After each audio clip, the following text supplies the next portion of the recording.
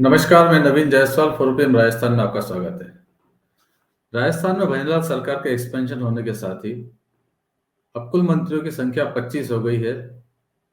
22 मंत्रियों को मंत्रिमंडल विस्तार में शपथ दिलाई गई, जबकि मुख्यमंत्री और 2 मुख्यमंत्रियों को 15 तारीख को पहली शपथ दिला दी गई थी।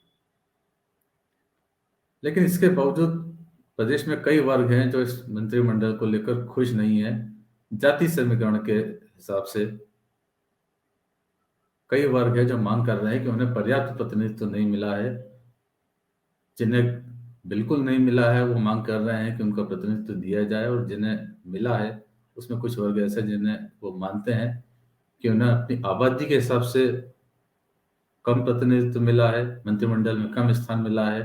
और कुछ वर्ग ऐसे भी हैं जो ये मानते हैं कि वो जिस तरह से उन्होंने, उनके समाज ने एक तरफा वोट बीजेपी को दिया, उसके आधार पर मंत्रिमंडल में उन्हें उतनी तवज्जो नहीं मिली है।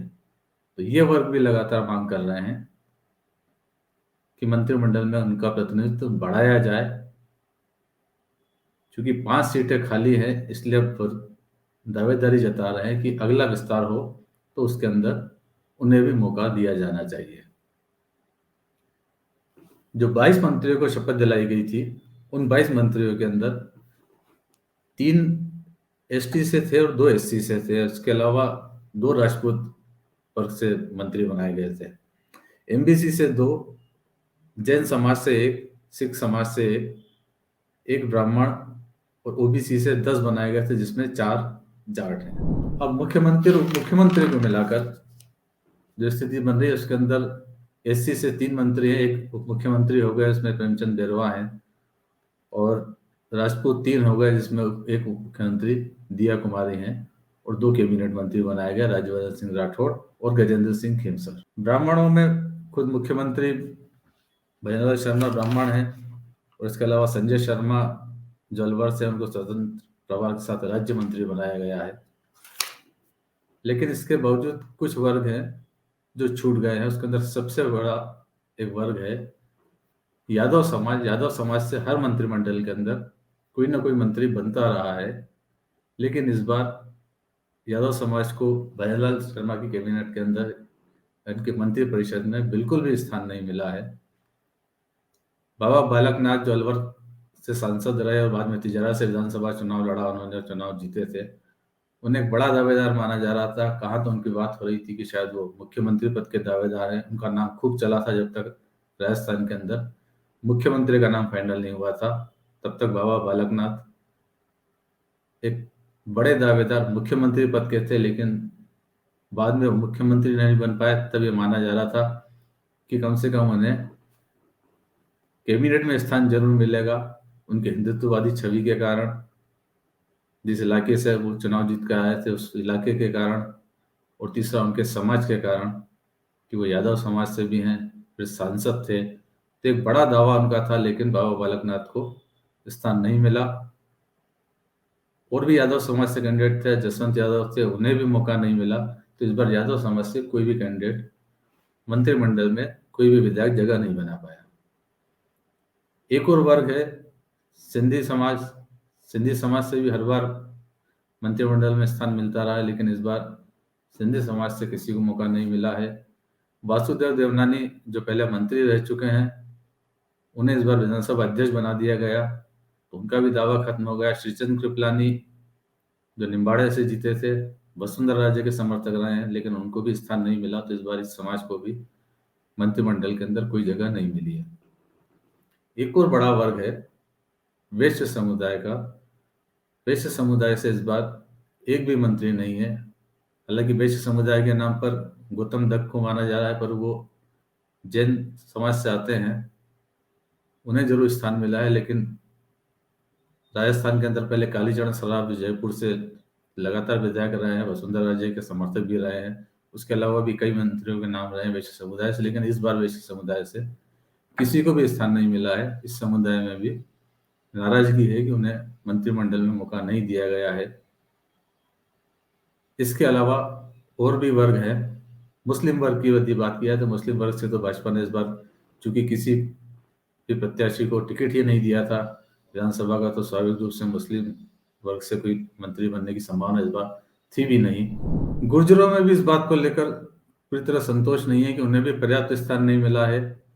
जवाहर सिंह बेडम को राज्य मंत्री जरूर बनाया गया है, लेकिन कैबिनेट में किसी भी गुर्जर को स्थान नहीं मिला है, जबकि हर बार गुर्जर समाज को पर्याप्त प्रतिनिधित्व मिलता रहा है कैबिनेट के अंदर भी।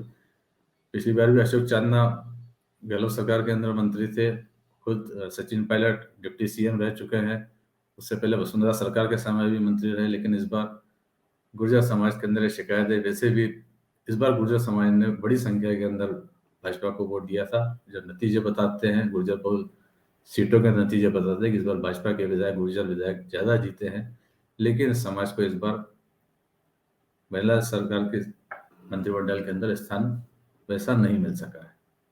इसके अलावा राजस्थान नहीं मिला है, हालांकि उप मुख्यमंत्री दिया कुमारी राजपूत हैं। इसके अलावा जिन मंत्रियों को शपथ दिलाई गई उसके अंदर गगन सिंह खेमसर राजपूत हैं, राज्यवर्धन सिंह राठौड़ वो भी राजपूत हैं।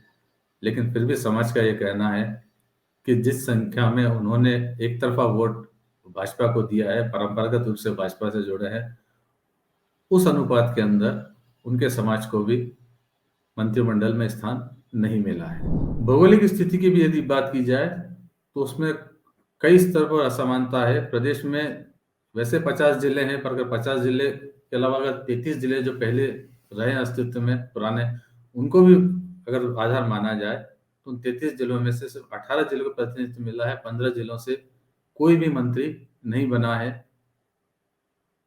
जयपुर जो राजधानी है, जयपुर जिला खुद सत्ता का एक बड़ा केंद्र बन गया है। मुख्यमंत्री भजनलाल शर्मा यहीं से सांगानेर सीट से चुने गए हैं, उप मुख्यमंत्री दिया कुमारी यहीं से विद्याधर नगर सीट से चुनी गई हैं, जबकि राज्यवर्धन सिंह राठौड़ भी जयपुर की सीट झोटवाड़ा से चुने गए हैं। तो जयपुर का जितना प्रतिनिधित्व है उतना तो और किसी जिले का नहीं है, लेकिन कई जिलों का बिल्कुल मौका न मिलना ये भी एक असंतोष का कारण बन सकता है। इसके अलावा अगर लोकसभा सीटों के आधार पर बात की जाए तो राज्य के अंदर 25 लोकसभा सीटें हैं और ये अंदाजा लगाया जा रहा था कि कम से कम हर लोकसभा सीट से एक मंत्री बन सकता है, तो भी 25 मंत्री बनते। लेकिन वह उम्मीद भी लोगों की पूरी नहीं हो सकी है।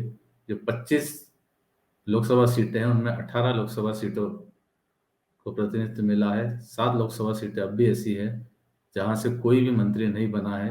माना जा रहा था कि लोकसभा चुनाव की तैयारी को देखते हुए भाजपा कम से कम हर लोकसभा सीट को प्रतिनिधित्व देगी, लेकिन वो भी नहीं मिला है। तो कुल मिलाकर जातीय और भौगोलिक स्तर पर कई तरह की असमानताएं अभी मौजूद है और जो 5 सीटें बची हुई है मंत्रिमंडल की, उसको लेकर अंदाज लगाया जा रहा है कि शायद सरकार अगर जातीय असंतोष को दूर करने की कोशिश करे और भौगोलिक असंतोष को दूर करने की कोशिश करे तो हो सकता है लोकसभा से पहले या फिर लोकसभा के बाद एक और मंत्रिमंडल विस्तार करना पड़े।